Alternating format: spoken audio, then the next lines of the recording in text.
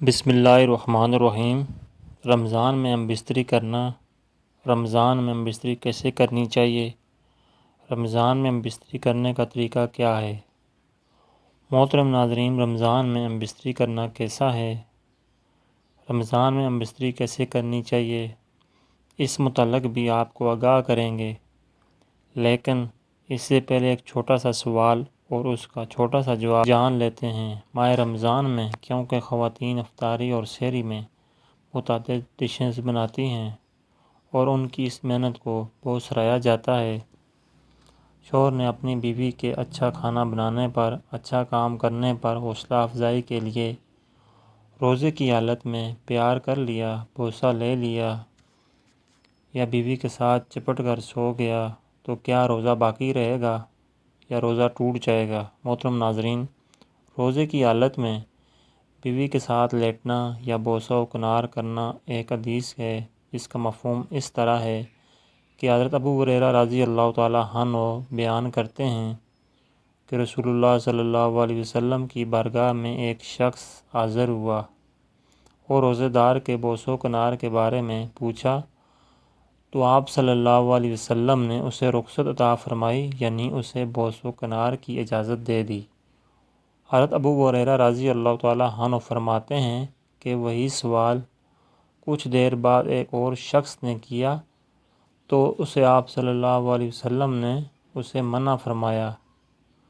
مطلب یہ ہوا کہ آپ صلی اللہ علیہ وسلم روزے کی حالت میں بیوی سے بوسہ و کنار کرنے کی اجازت دے دی، جبکہ آپ صلی اللہ علیہ وسلم نے دوسرے شخص کو روزے کی حالت میں بیوی سے بوسہ و کنار کرنے کی اجازت نہ دی۔ حضرت ابو ہریرہ رضی اللہ تعالیٰ عنہ فرماتے ہیں کہ جس شخص کو روزے کی حالت میں بیوی سے بوسہ و کنار کرنے کی اجازت دی تھی وہ بوڑھا تھا، اور جسے روزے کی حالت میں بیوی سے بوسہ و کنار کرنے کی اجازت نہ دی وہ نوجوان تھا۔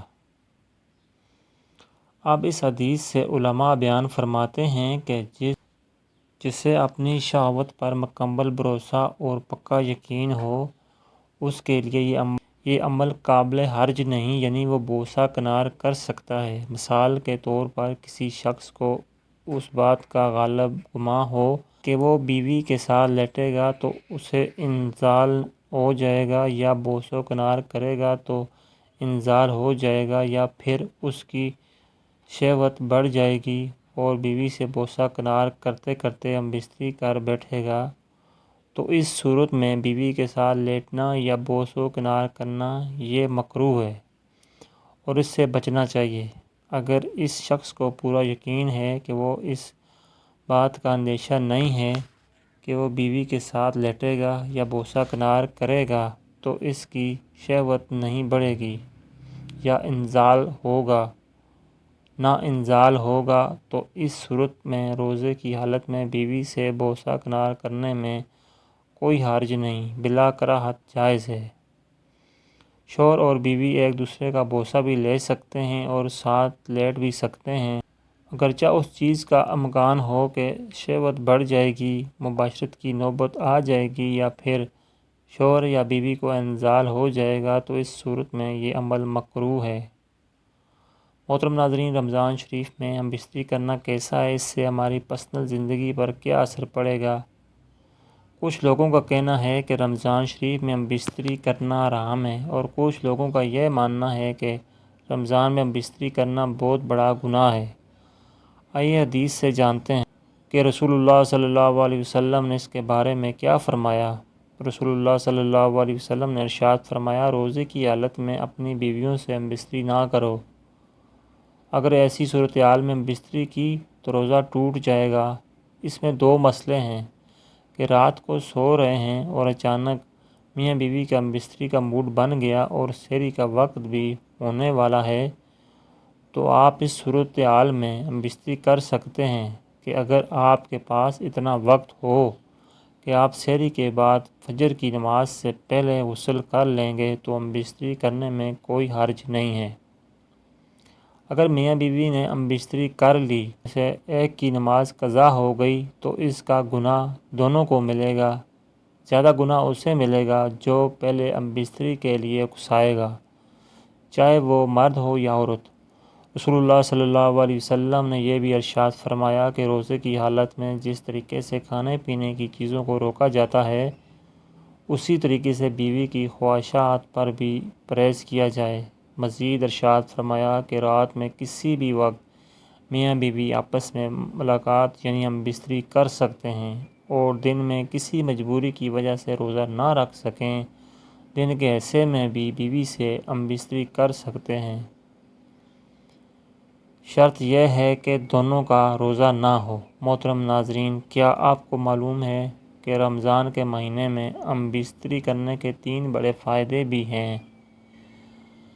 نمبر 1، اس مہینے میں ہم بستری کرنے سے اولاد نیک پیدا ہوتی ہے، کیونکہ رمضان کے مہینہ اللہ پاک اپنی بے شمار رحمتیں اور نعمتیں نازل فرماتا ہے، اور اس مہینے میں زیادہ تر لوگ عبادت میں، ذکر اذکار میں زیادہ تر وقت گزارتے ہیں۔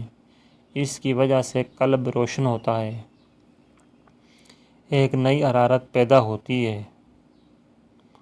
انہی ساری چیزوں کی وجہ سے مرد اور عورت کی منی یعنی سپرم میں اللہ پاک نکھار پیدا فرما دیتے ہیں۔ اس سے قلب تو روشن ہوتا ہے، ساتھ ہی ایمان بھی تازہ ہو جاتا ہے۔ اسی لیے سپرم میں نکھار پیدا ہونے سے ان کی ہونے والی اولاد نمازی اور نیک پیدا ہوتی ہے۔ نمبر 2، رمضان کے مہینے میں ہم بستری کرنے سے میاں اور بیوی دونوں شیطان سے محفوظ رہتے ہیں۔ پورے سال میں صرف ایک مہینہ ایسا ہے جو ماہ رمضان ہے، جس میں شیطان میاں اور بیوی کے کمرے میں داخل نہیں ہو سکتا۔ عام طور پر جہاں میاں اور بیوی اپنی خواہش پوری کر رہے ہوتے ہیں، وہاں اکثر شیطان درمیان میں آ جاتا ہے، اور شیطان اپنے گندے اثر بیوی کے پیٹ میں ڈالنے کی کوشش کرتا ہے، اور بستری کے دوران اپنی شرارتیں کرتا رہتا ہے۔ انہی چیزوں کی وجہ سے شیطانی شرارتوں والی اولاد پیدا ہوتی ہے۔ رسول اللہ صلی اللہ علیہ وسلم فرمایا کہ جو بچہ پیدا ہو تو اس کے کان میں اذان دینے میں دیر نہ کی جائے۔ رسول اللہ صلی اللہ علیہ وسلم نے ارشاد فرمایا، اذان کی آواز کو سن کر شیطان بھاگنا شروع کر دیتا ہے۔ اسی وجہ سے بچے کی پیدائش پر اور مرنے کے بعد قبر پر اذان پڑھی جاتی ہے، جس کی وجہ سے بچے کو اور مردے کو کافی راحت ملتی ہے۔ جب میاں بیوی ہم بستری کرتے ہیں تو اس وقت بھی شیطان اپنی شرارتوں سے باز نہیں آتا۔ شیطان دونوں میاں بیوی کے دلوں میں گندے خیالات ڈالتا رہتا ہے۔ ان ساری چیزوں سے بچنے کے لیے رسول اللہ صلی اللہ علیہ وسلم نے ایک دعا بتائی ہے، اعوذ باللہ من الشیطان الرجیم، بسم اللہ الرحمن الرحیم۔ محترم ناظرین، شیطان ماہ رمضان کے علاوہ باقی 11 ماہ میاں بیوی کے قریب رہتا ہے، اور ان دونوں کے بیچ میں آ کر ان دونوں کے تعلقات بھی خراب ہونے کی کوشش کرتا ہے۔ تو اس لیے انسان رمضان کے مہینے میں شیطان کو زنجیروں میں جکڑ لیا جاتا ہے، جس کی وجہ سے وہ میاں بیوی کے قریب نہیں آتا۔